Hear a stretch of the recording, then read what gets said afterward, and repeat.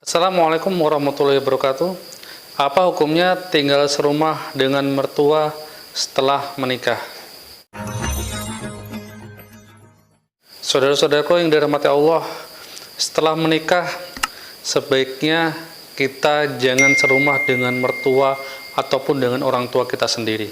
Karena di zaman Rasulullah, ketika ada orang menikah, sahabat-sahabat Nabi ketika setelah menikah, mereka itu langsung pindah dari rumah orang tuanya. Mereka langsung berusaha untuk mandiri, untuk tinggal bersama dengan istrinya, terpisah dari orang tuanya. Di zaman sekarang pun sama, saudara. Ketika kita setelah menikah, itu sebaiknya kita tinggal sendiri, berdua dengan istri, terpisah dari orang tua ataupun mertua. Kenapa? Yang pertama adalah untuk kedewasaan kita. Ketika kita tinggal mandiri dengan istri, bersama istri itu kita menghadapi problem-problem kehidupan. Diri kita itu diasah dengan berbagai macam cobaan-cobaan kehidupan. Itu nantinya kita akan matang ketika kita bisa menghadapi ujian-ujian kehidupan yang diberikan oleh Allah kepada kita. Tapi kalau kita masih tinggal serumah dengan orang tua atau mertua, maka kita masih seperti anak kecil. Ada apa-apa masih dengan orang tua. Ada apa-apa masih ditolong orang tua. Ingin apa-apa masih dibantu orang tua, maka kita tidak bisa mandiri, maka kita lama untuk menjadi seorang yang dewasa, untuk menjadi seorang pemimpin rumah tangga. Itu lama prosesnya. Dan yang kedua adalah menjaga pasangan kita dari konflik dengan orang tua atau dengan mertua atau mungkin dengan saudara yang tinggal serumah dengan kita. Mungkin istri kita tinggal serumah dengan orang tua kita, artinya dia tinggal dengan mertua. Itu bisa jadi ada ketidakcocokan antara istri kita dengan orang tua kita.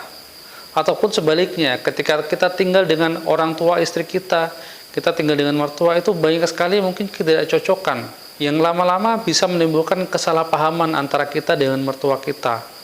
Yang ketiga adalah untuk menghindari turut campurnya orang tua atau mertua kita. Dalam Islam diajarkan ketika kita sudah berumah tangga, ketika kita sudah memiliki istri atau memiliki suami, ketika terjadi konflik atau mungkin terjadi kesalahpahaman antara kita dengan istri kita, mungkin terjadi sedikit cekcok, itu orang tua dilarang untuk ikut campur. Jangan sekali-kali orang tua atau mertua itu ikut campur dalam urusan rumah tangga anaknya. Itu bisa berbahaya sekali, saudara.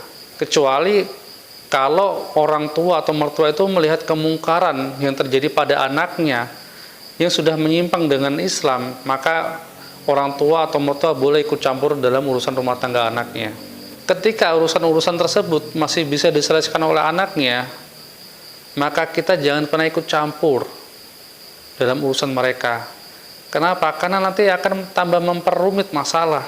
Otomatis orang tua akan membela anaknya, anak kandungnya, dan bisa jadi anak mantunya ini merasa tersinggung, merasa tidak diadili seperti itu.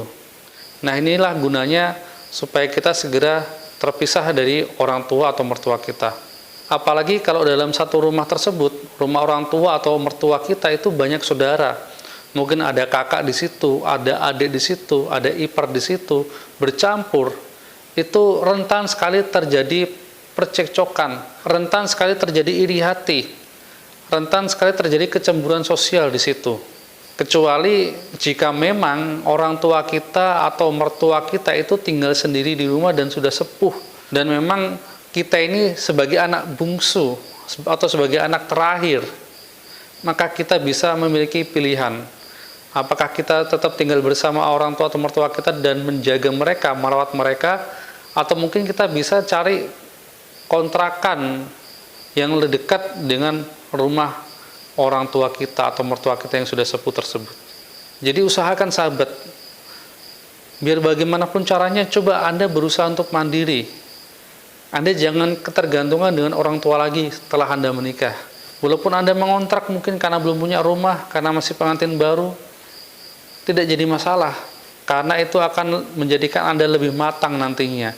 Anda akan menjadi lebih dewasa nantinya. Semoga bermanfaat. Bila taufiq wal hidayah. Wassalamualaikum warahmatullahi wabarakatuh.